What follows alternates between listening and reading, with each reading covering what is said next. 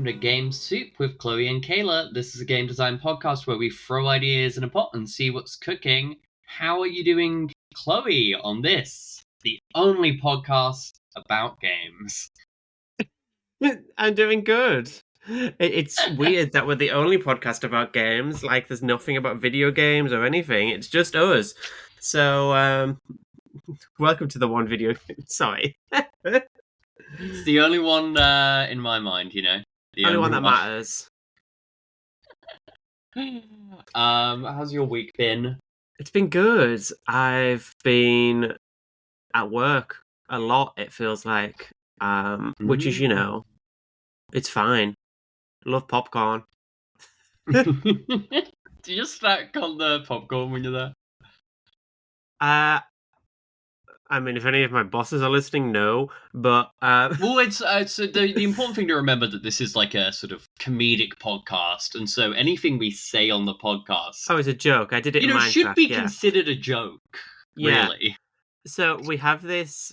Conceptually, imagine that we have this M&M dispenser on top of our popcorn.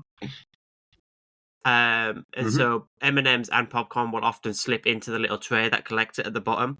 So when it's quiet, I will just pinch out a bit of popcorn and M&M and munch on that. In one mouthful? Conceptually? Yeah, conceptually. Yeah, no, because if you put the M&Ms on top of the popcorn, you're meant to get a mouthful of both. Oh, right, yeah, that is. And I think the salty popcorn is better than the sweet with the M&Ms. I see that logic, like in the way people like salted caramel popcorn. Yeah. Not popcorn, salted caramel stuff, just in general. I have not been to the cinema in a bit, because I live in a London borough where they've closed the only cinema. Those dogs of the council. That sucks. It does suck, genuinely. I went to Queer Disability Picnic over the weekend, randomly, just because I found this one in the area. And I ended up talking to some other people who lived in the area. The moment films came up, we're all like, rip the Catford Muse, fuck those dogs at Lewisham Council. Because you go to the BFI quite a bit, don't you? I like going to BFI South Bank. I sometimes think of it as I think of the South Bank in general as one of my favourite places in London, and I do quite like the South Bank there. And so at the middle of last year, I think, I was going to the BFI South Bank and doing a bit of like research reading while I was working on a noir project. No, that would have been the start of this year. I've not done that in a bit, partly because I've not had a project that's called for that kind of film research. Like, I am likely going to do some research reading when I properly start working on like Asford LFC. Yeah, but that is going to need to be me looking at like his history of sports stuff. Yeah, grassroots football, like the kind of found. I want to learn a lot about like the start of the early days of like the English Football League, not the early days of the Premier League, which is a different thing, but specifically like and also in other sports and stuff. Like, I'll probably look. I know a bit about like the rugby football split that turned it into Union and League. There's some interesting stuff there as well. This could all go into the game, but that's probably not going to take me to a film library. But if I do ever have any other cause to go back, and also something, like I say, it's one of the South Bank in general is one of my favorite places in London. I don't know why I have a lot of positive. Next time we're in London, we'll go visit it. Yeah. My reason, because it's like it was a place I visited with when I lived in Essex, because I and then specifically the BFI is like as a film studies thing, we were told to go into the South Bank into BFI to do there, so I have some nice memories from there. It's where I went on like a lot of dates with my current boyfriend, which I guess also contributes to my positive impression of it. Oh, I've been watching The Ultimatum Queer Love. The what? The Ultimatum Queer Love. Do you know this? I've never heard of this. Oh my god. Do you know about The Ultimatum at all? No, it sounds like a game show. Yeah, it's a reality show where they get like 6 couples where one has given the other person an ultimatum of like wanting to get married or wanting to end the relationship. And then with these 6 couples, they are all told to break up and are paired up with someone else. They choose someone else. They have a trial marriage for 3 weeks. Then that ends, and they have a trial marriage with the person they came there with, and then they have to make a decision at the end. And this is the queer version of it. And this show concept works so much better with queer women, just because, like, you can't, in the straight version, have the person you end up trial married to for their first choice to have been your ex. Like, that can't happen in the straight version of the show. But also, simply speaking, only queer women were going to get a matching tattoo after 3 weeks of a trial marriage on a reality show. Straight people are simply not doing it like that. This sounds like the messiest possible show. It's so messy. I don't watch reality shows because they all seem psychotic to me. Oh yeah, yeah, it's deeply, deeply deranged. I feel like maybe it's bad for me to watch it because I'm watching it and going, God, relieved I'm basically straight now. No, obviously I'm not. Put you on the bisexual love version. It's just labeled queer love. Some of them like make comments about being lesbians, but not everyone does. So that's why I'm like, it's only queer women. It's so for this spin-off, they can do a gay one, like a gay male one next year or whatever. I think the first 2 seasons of this, I could see them doing a guy's version, but also, yeah, it's not like I'm just like its concept is more interesting. I feel with queer couples, like, regardless of even gender. But yes, that was just a thing I was thinking about. Do we want to make games? Ideally, it is a game design podcast. It is. Do you want to go to a random word generator, or do we want to think about either reality TV or dating? Yeah, I'm thinking what is a reality TV game show, like a TTRPG reality game? So I feel like there are some of these designed. I feel like off the top of my head, like Black Armada have done some like game show type games, and like I know like Molamute has been doing like Kitchen Nightmares inspired game. Yeah. But obviously, like reality TV or competition kind of shows can vary a lot. And I was thinking recently, I was like, I feel like the reason, I don't know if you know this, all of the reality TV shows, like dating shows in the last 5 or so years, like all of the new ones, they pitch themselves as a social experiment. Yes.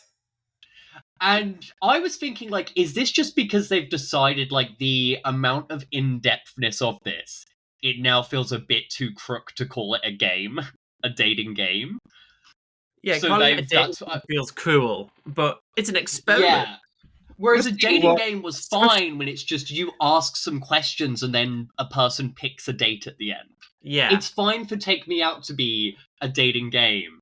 It feels like fucked if Love is Blind calls itself a game. It's like if the game itself is going on a date, that's weird. But if the game is getting you a date, that feels okay. Yeah, once it's all about like, oh, we're really meddling with these people's relationships in micro levels. It's like, oh, we've got to call this a social experiment. What are we testing for? Nobody knows.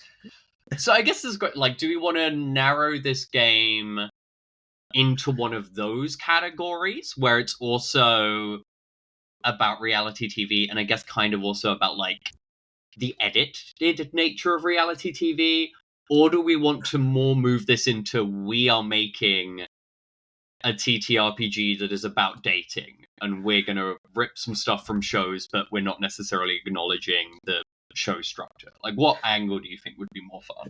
See, when you were talking, I had an idea there about what if you take a bunch of characters from shows you like and you play them as your characters in interstitial style, and then you mash them into a dating show, and it's like, oh, who are these? Interstitial dating show. This is great. I love this idea immediately.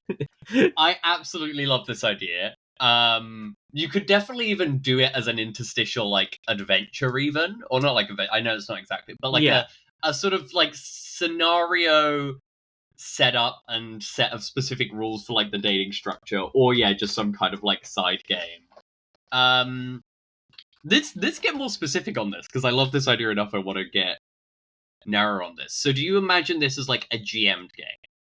I think this is a GM'd game, and the GM is like the director, the producer, whatever. And each of the players like picks their favorite character from whatever. So it's like, okay, I'm playing as Max Caufield from Life is Strange. Who are you playing as, Kayla? I am playing. She's looking at her shelf. Yeah, I was looking around. I'm playing as Tisiphone from Hades. Yeah, exactly. And then we've got a bunch of other guys. Like we've got Donald Duck is there. We've got Spinell from Steven Universe. Whoa! Donald Duck is a married man. What the fuck's wrong with you? Why would he be on this show? In some canons, he's not. He's just dating Daisy. I'm thinking the one from DuckTales. Oh yeah, I guess in that case, yeah, no, they meet later in the show. Yeah, and I guess just have the same name. But also, I assume in like that world, Duck is as common a name as like man. Yeah, it's Smith. Okay, yeah. So what when you said of the GM as the director, I also think there's an aspect where like, yeah, the GM is like the producers of the show, but as well as playing like your own character, all of the other players are also like get to cast votes about audience reactions. Yeah. Because I think you're playing stuff like, oh, this is the scene we have, and then the producer can say something like, okay, that's going to be cut up and presented in this episode in this way, and maybe there's almost like a sort of popularity kind of thing where people are just like casting votes for like, oh, okay, like this person is now really unpopular. Maybe almost some kind of like token pool or whatever. But I think like that's almost like a side game, and it's the whole table act as the audience separately from what the producer wants out of that or other things. Do you think it's like interstitial where you have like playbooks that are types of people? Yeah, I think it's like your like how do you react in a sort of dating scenario? Like, are you like flirting with everybody? Are you kind of shy and wallflowery, like what that sort of thing? But then I think some of them have like moves for like playing to the camera sort of thing.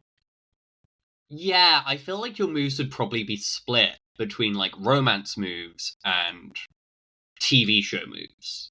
Yeah. Because I feel like, yeah, maybe your success rate here is like both a question of like, what do you want out of this? I think you need to decide like, are you here for TV? Are you here for fame? Or are you here for a relationship? Yeah. And then it's the fact that like, yeah, the romance moves, I guess, are about flirting with other people in this, I guess, kind of mechanized way in some fact. And the TV show moves are about like how you come across, but also, yeah, maybe that's all about like how you get the edit. Like, are you getting the villain edit or not? Yeah. And I think the producer can like, okay, so now I want a scene with X and Y characters, and you're going to be in the kitchen and you're making food, and it just suddenly smash cuts to that, and you've got to do the scene.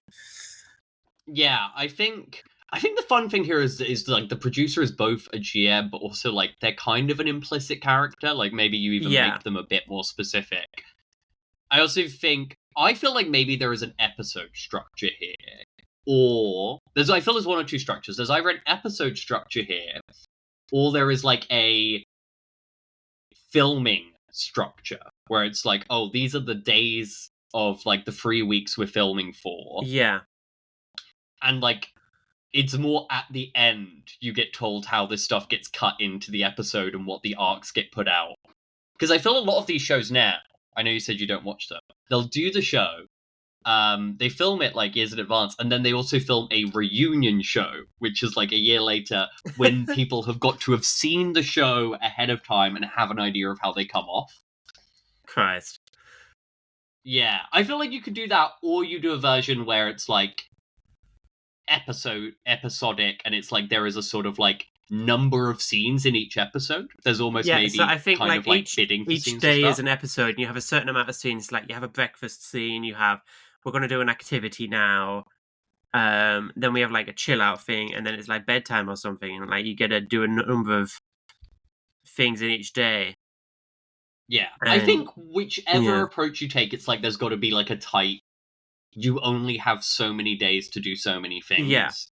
Or so much slots in a time, either in a day or in an episode to do these things, and so you're kind of having to sometimes pick between choices that are better for the relationships you have. Yeah. And choices that are better for how you're going to come off on TV. I actually, now thinking about this, I know we also brought up interstitial. I feel this like really should use strings from Monster Hearts, which I feel is like a PBTA thing that like doesn't get taken into many other PBTA games, which makes sense because it's really appropriate for like high school drama, but not so appropriate for many other kind of things. So that's like holding things over other people, yeah? Yeah, it's like many of your individual moves, because they're all social moves in Monster Hearts, like can get you strings on people, and then you can like, erase those strings to either like make certain things happen depending on your class. Like if it's like if you've got which spend strings for doing stuff like that, but other times it's like, okay, you can use it because you're getting a boost to a roll, or you can use it to like detract from their role unless they do what you want, stuff like that. It's been a while since I've read through Monster Hearts, but I'm like, I feel this is kind of, maybe this is less an adventure now, because now I'm thinking, or less like a scenario add-on to interstitial, I'm thinking it's more like a standalone hack. Interstitial and monsters, and Monster Hearts, I meant, not monsters. Do we have a fun name for this at all?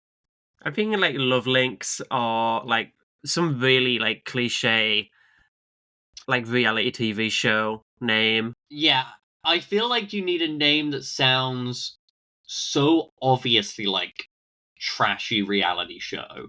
Smash House. That still that sounds like a different kind of reality show. Wow. But I get what you mean. Yeah, or like, but if you could also somehow imply something about the fact that it's a big crossover thing, that is useful. Otherwise, you can do that in the tagline. This is fun for someone whose start in TTRPGs was powered by the Apocalypse stuff. I am aware that I've never made a straight PBTA game. But I thought you were straight. I think many of the games I have with dice are clearly very influenced by PBTA stuff, but not in the extent I think they could clearly be sold or described as that. But yeah, Lovelinks. Let's put Lovelinks in the episode name. Yeah. Thank you for listening to Game Soup. Oh, wait. We can wrap this at 18, but hey, remember to go to mixtape.ratwave.uk and check out the Kickstarter. Yeah, you check out the Kickstarter, sir, for my new game. You want to take another run at that? And other games. I think what accent did that come across as? Australian. Yeah, that's fine. Leave it in. I worried because it was mainly just a weird one. As long as it didn't drift anywhere else, I'm fine. Leave all of that in. It was all gold. Thank you for listening to Game Soup. That's mixtape.ratwave.uk.